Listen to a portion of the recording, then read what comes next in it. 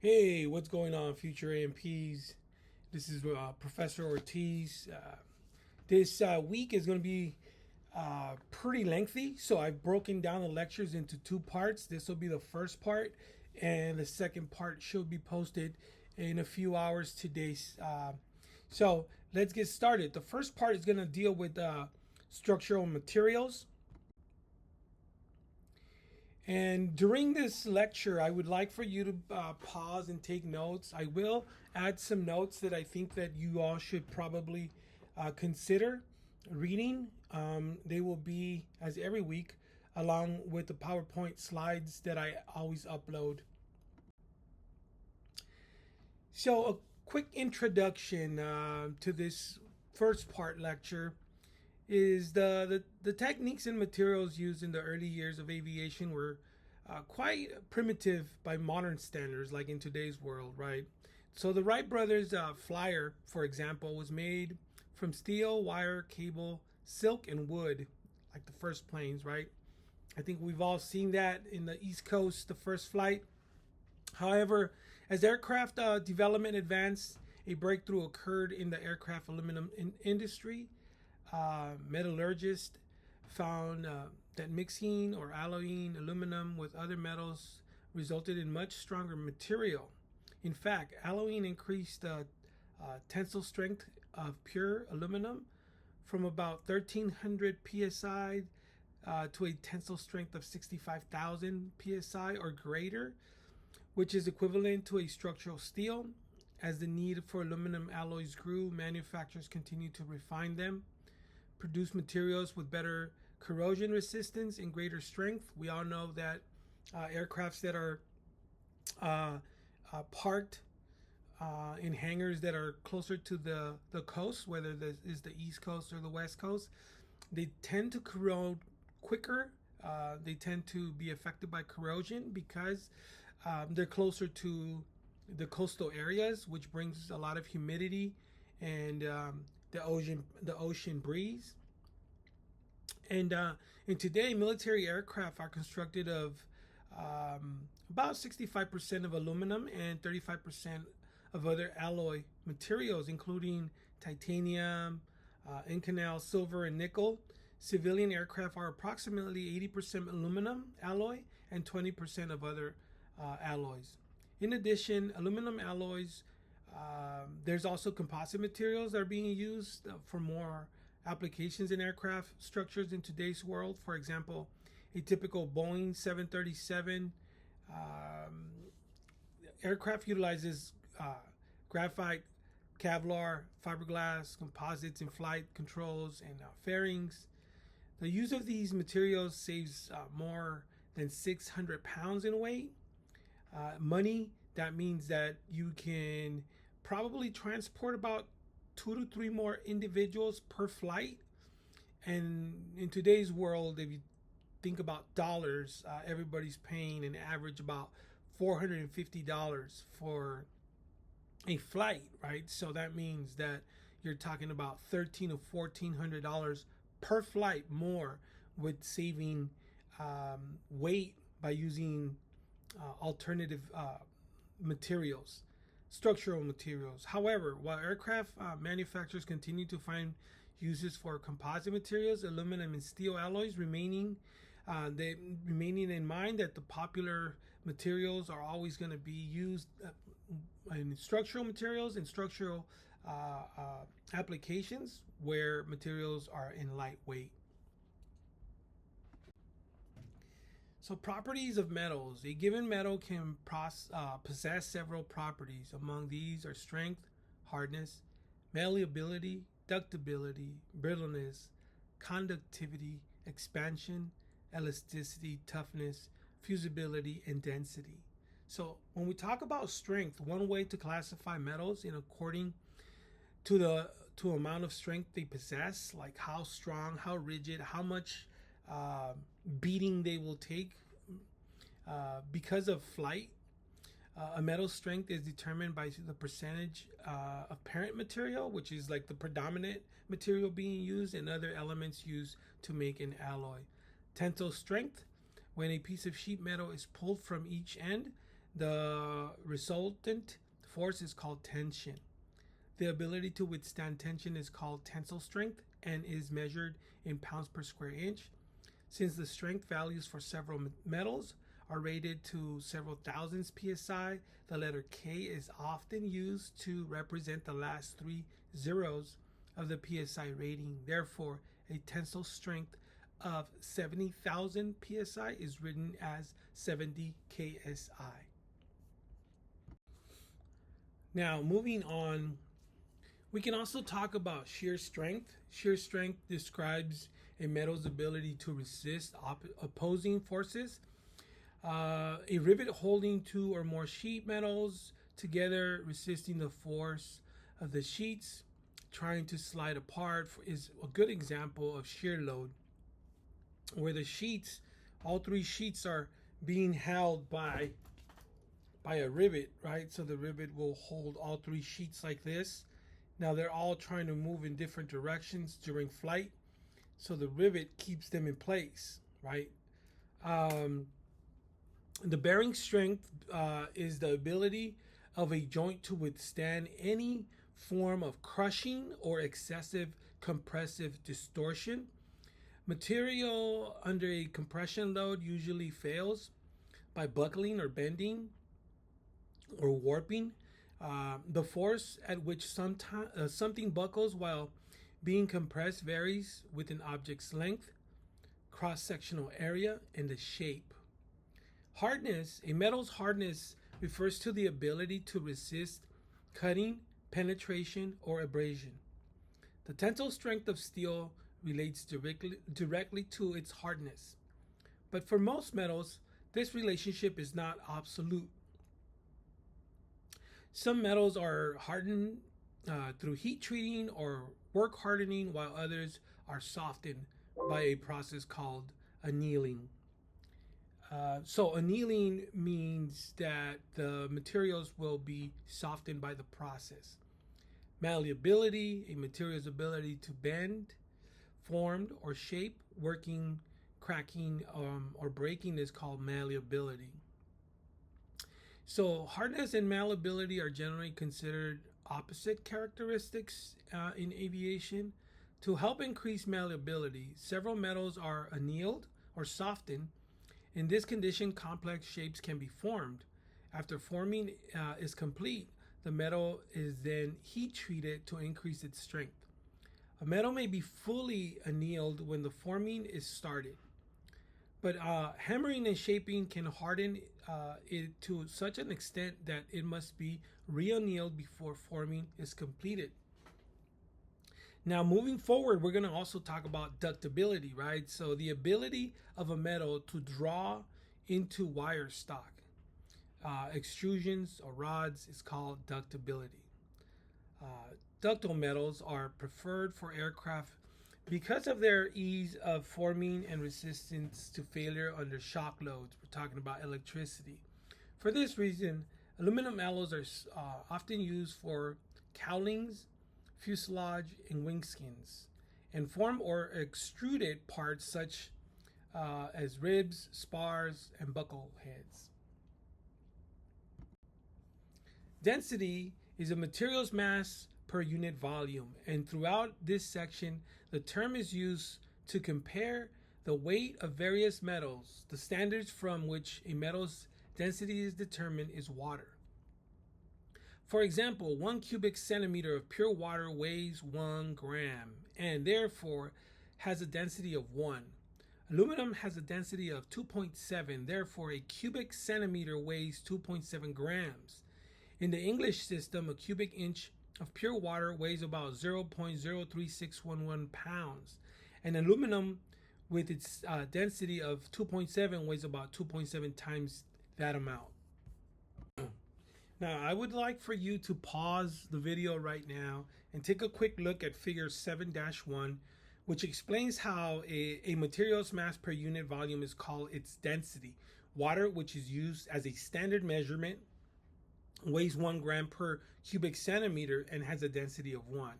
So this chart will tell you the density of the different metals commonly used in aviation. So please pause the video and take a quick look. Now, when we talk about hot working, we can determine or describe that it is the process of forming metal at an elevated temperature when it is in its annealed or soft condition. Remember that annealed pretty much means soft, right? Almost all steel is hot worked from the ingot into a form which is either hot or cold, worked to a finished shape. When an ingot is stripped from its mold, its surface is solid, but its interior is still molten. The ingot is then placed in a soaking pit to slow the cooling process until the molten interior gradually solidifies. Now, pressing is used for the process to form large and heavy parts. Since a press is slow acting, its force is uniformly transmitted to the center of the material being pressed. This affects the interior grain structure, resulting in the best possible structure throughout the entire part. Now, there is also another term, drop forging, which is hammering process whereby a hot ingot is placed between a pair of formed dies in a machine called the drop hammer, and weight of several tons is dropped on the upper die. This results in the hot metal being forced to take a form of the die. This is also used in automobile manufacture.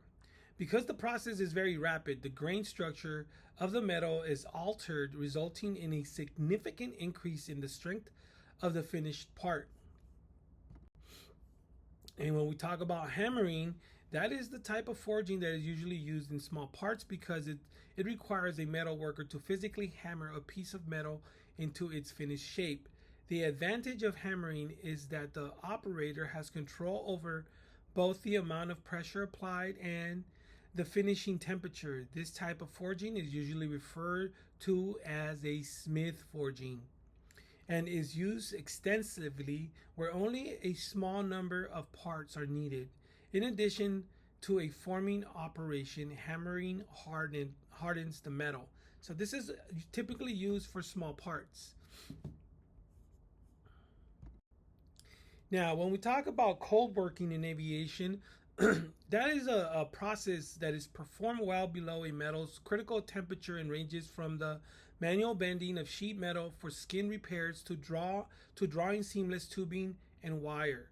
Cold working strain hardens the worked metal, increasing its strength and hardens, but decreasing ductability. For this reason, cold worked material usually must be heat treated before using.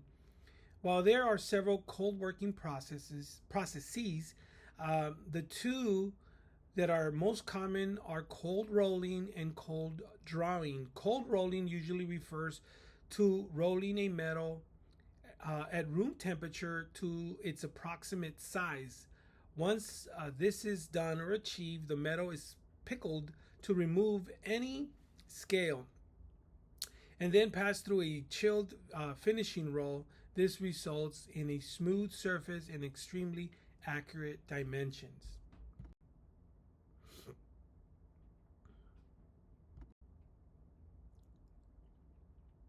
Now, extrusion is the process of forcing metal through a die, which imparts a required cross section to the metal. Some metals, such as lead, tin, aluminum, may extrude cold. However, most metals are heated. The principal advantage of the extrusion process is its flexibility. For example, because of its workability, aluminum can be economically extruded to more intricate shapes and larger size than is practical with other metals. Many structural parts, such as channels, angles, T sections, and Z sections, are formed by the extrusion process. Now, moving on to non-ferrous metals. Much of the metal used in today's aircraft contains like no iron. It's predominantly composites and also aluminum and so forth. So most of the structure is non-iron. So the term that describes metals which have elements other than iron as their base are non-ferrous metals such as aluminum, copper. We also have titanium and magnesium are some of the more common non-ferrous metals used in aircraft construction and repair. The alloying agents of aluminum alloys are classified by their major alloying ingredients. The elements most commonly used for aluminum alloying are copper, magnesium, and zinc. We also think about these alloys as very important structures of the aircraft. And I'd like for you to pause here, and I want you to start looking at the designations, because the most common alloying elements used are as follows. The second number after the first number, right, represents a specific alloy modification. For example, if this digit is 0, it indicates there were no special controls over the individual impurities. However, a digit of 1 through 9 indicates the number of controls over impurities in the metal. The last two numbers of the, like for example, 1XXX group of alloys are used to indicate the hundreds of the 1% above the original 99% of pure aluminum. For example, if the last two digits are 75, the alloy contains 99.75% pure aluminum.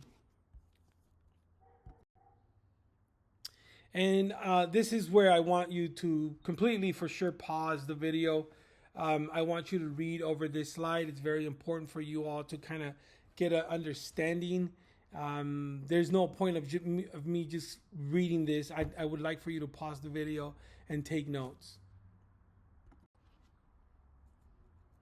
Same thing with this figure 7-2, which is a variety of elements are used to produce aluminum alloys.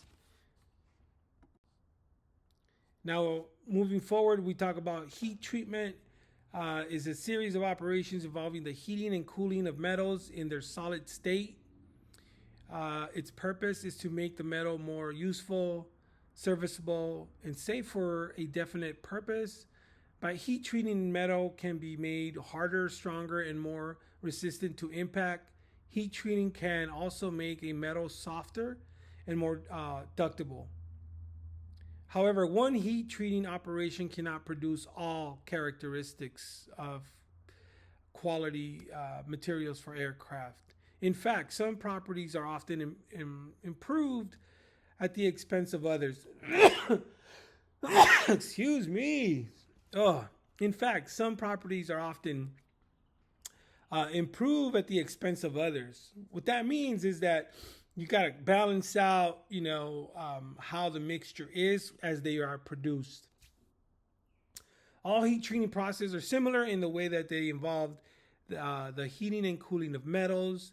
They differ, however, in the temperatures in which the metal is heat treated and the rate at which it is cooled.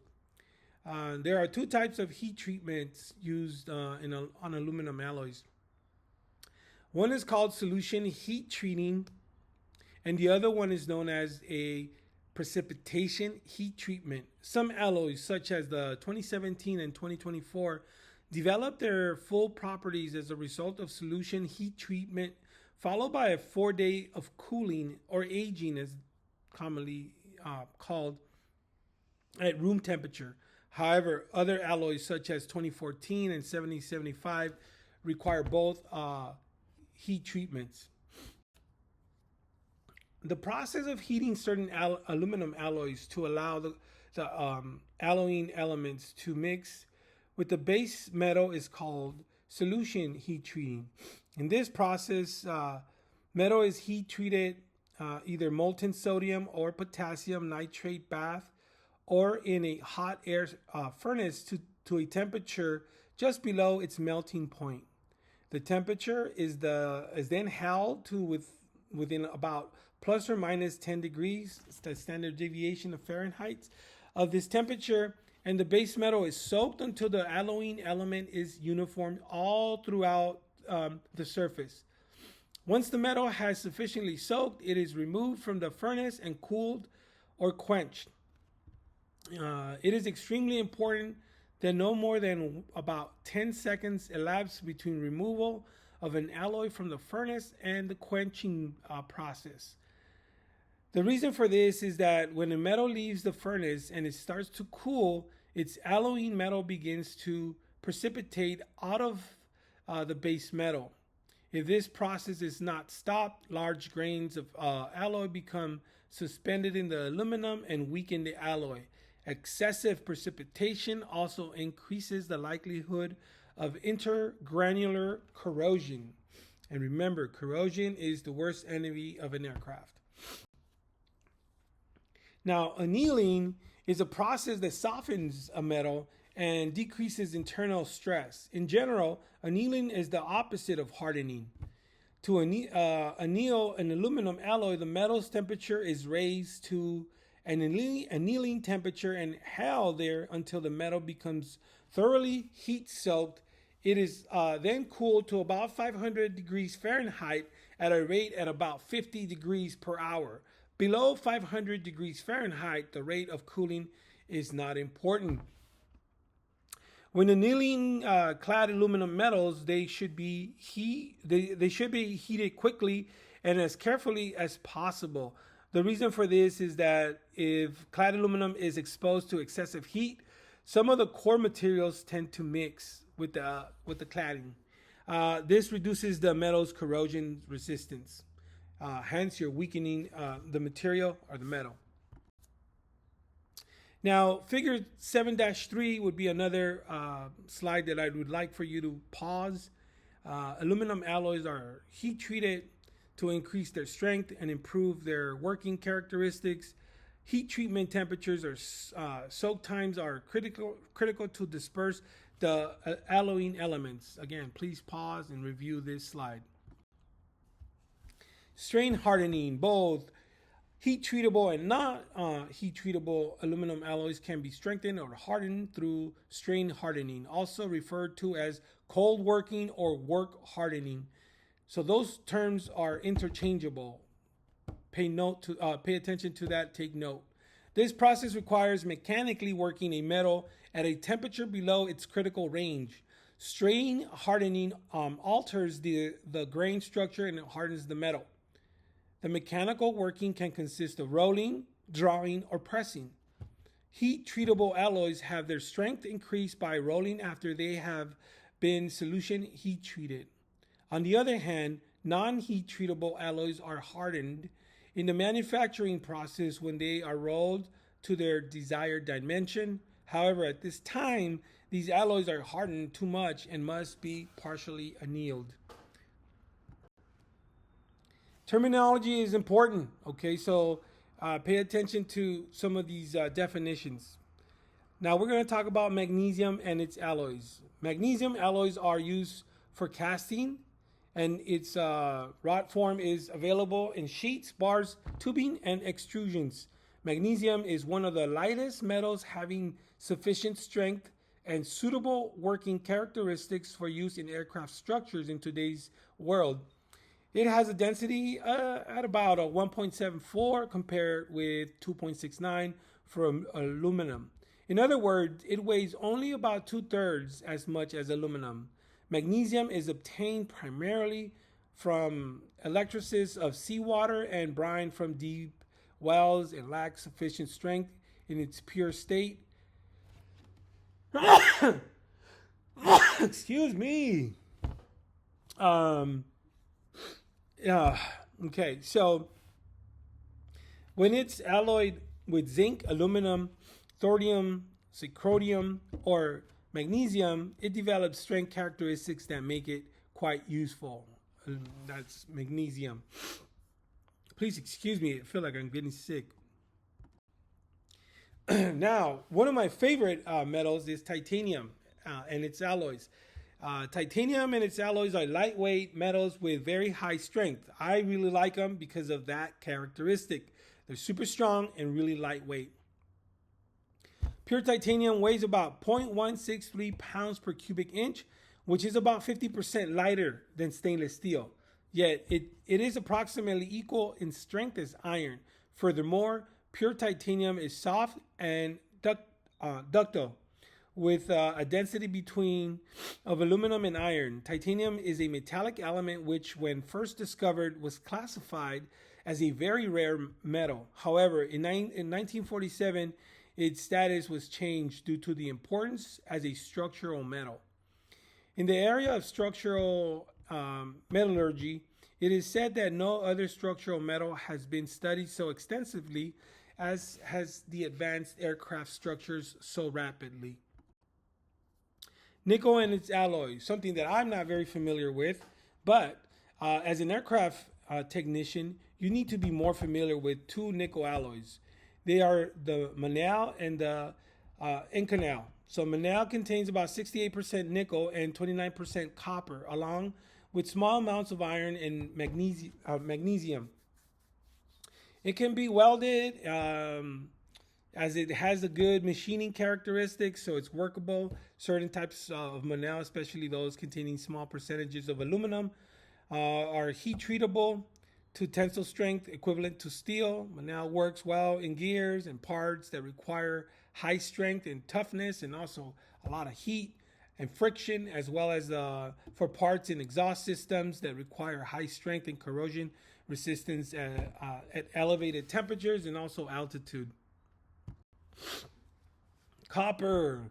Neither copper nor its alloys find much use as structural materials in aircraft construction. However, due to its excellent electrical and thermal conductivity, copper is the primary metal used for electrical wiring. So all the wiring that we find predominantly is copper. Of the several alloys that use copper as a base, brass, bronze, and beryllium are the primary alloys used on aircraft. Brass is a copper alloy containing zinc and small amounts of aluminum, iron, lead, magnesium, nickel, phosphorus, and tin. Brass, with a zinc content about 30 to 35%, is very ductile, while brass containing about 45% zinc has relatively high strength. And bronze is a copper alloy that contains tin. A true bronze consists of up to about 25% tin, along with brass. Is used in bushings, bearings, fuel metering valves, and valve seats. Bronze with less than 11% tin are used in items such as tube fittings all over the aircraft. Ferrous metal. Any alloy containing iron as its chief constituent is called a ferrous metal. So, if the structure has metal, then it's called ferrous metal. The most common ferrous metal in aircraft structures is steel, all alloy of iron with a controlled amount of carbon added. Now, iron is a chemical element which is fairly soft, malleable, and ductile in its pure form. It is silvery white in color and it is quite heavy. Having a density of about 7.9 grams per cubic centimeter, iron combines readily with oxygen to form iron oxide, which is more commonly known as rust. Right? That's our worst enemy as an AMP. This is one reason why iron is usually mixed with various forms of carbon and other alloying agents or impurities. Iron poured from a furnace into molds is known as a cast iron and normally contains more than 2% carbon and some silicone. Cast iron has few aircraft applications because of its low strength to weight ratio. However, it is used in engines for items such as valve guides, where its porosity and wear characteristics allow it to hold a lubricant firm. It is also used in the piston rings. Now, case hardening. Certain components in aircraft engines and landing gear systems require metal with hard, durable bearing surface and core materials that remains tough. This is accomplished through a process called case hardening. The steel best suited for case hardening are the low carbon, low alloy steels. If high carbon steel is case hardened, the hardness penetrates the core and causes brittleness, so it's not as durable and as strong. The two methods presently used to case harden steel are carburizing and nitriding.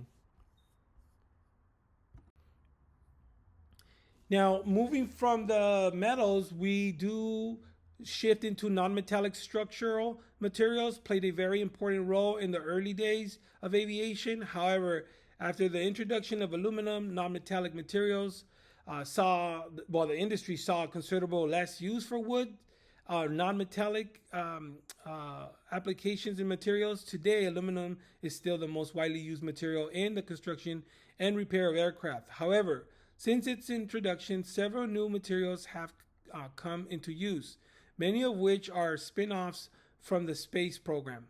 These materials once again have the aviation industry taking a close look at non-metallic materials for use on aircraft and commercial aircraft.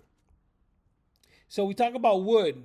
As you know, far fewer aircraft today are made of wood. One reason why this is true is because of the greater economy of building aircraft of sheet metal. Wooden structures require a great deal of handwork and therefore are extremely expensive.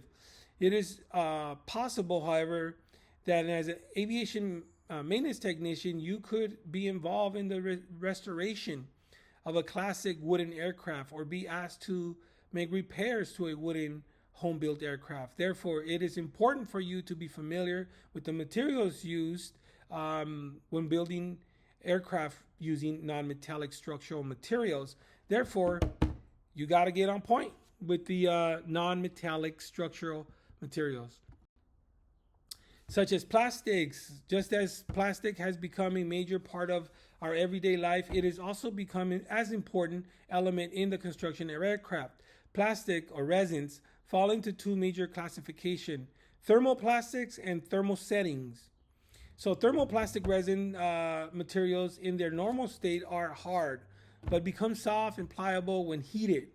When softened, thermoplastic materials can be molded and shaped and retain their shape when cooled, unless their heat limit is exceeded.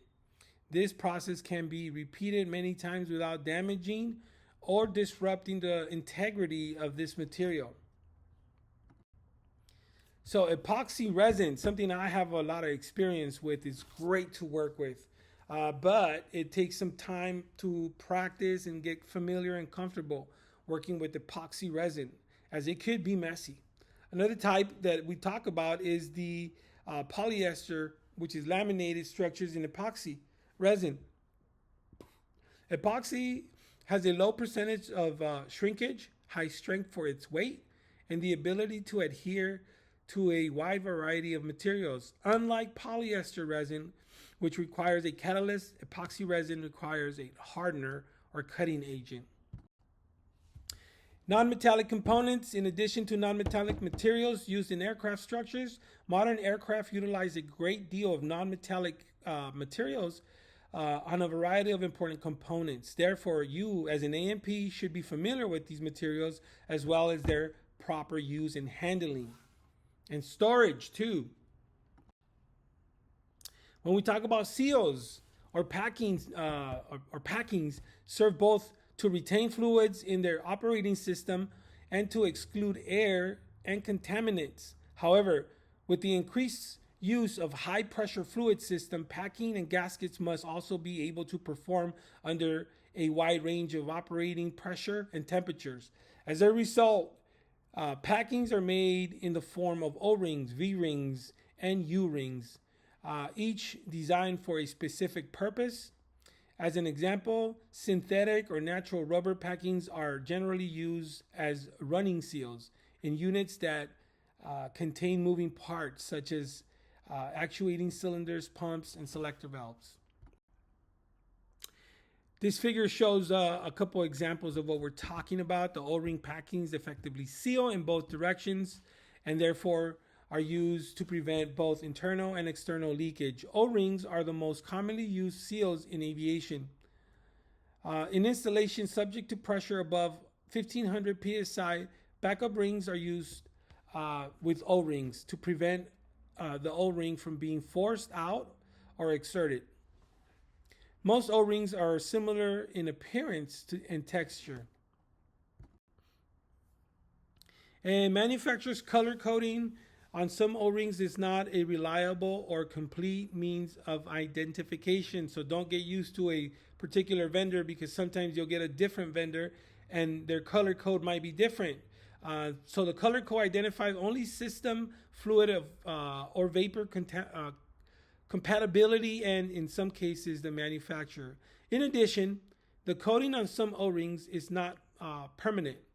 On some O-rings, the color may be omitted due to manufacturing difficulties or interference with the operation. Furthermore, the color coding system provides no means to establish an O-ring's age or temperature limitations.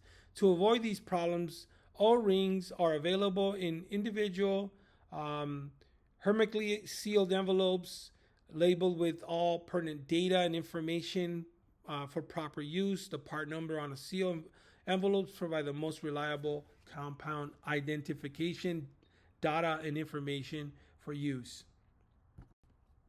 Now, gaskets are used in fluid systems around the end caps of actuating cylinders, valves, and other units on the aircraft. A gasket is shaped specifically for its intended use and sometimes resembles the shape of an O-ring.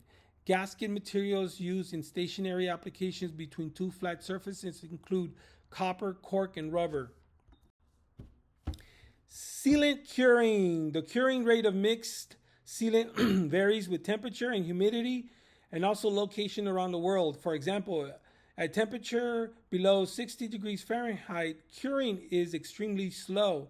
However, a temperature above 70% degree Fahrenheit typically results in a faster curing time. A temperature at 77 degrees Fahrenheit with 50% relative humidity is the ideal condition for curing most sealants. If you must accelerate the curing time of a sealant, which happens more often than not in aviation, as you will experience in your career, you may increase the temperature by applying heat, so a heat gun can be used. However, the temperature should not be allowed to exceed 120 degrees Fahrenheit at any given time in the curing cycle. Heat can be applied by using infrared lamps or heat air from a heat gun like I just shared. And that comes to a conclusion for our first part of this week's lecture. I will be uploading the second part here shortly. You all have a great week. I appreciate your time. Please take notes. I will be uploading a copy of the slides to Canva, and please reach out if you have any questions. Appreciate you. Take care.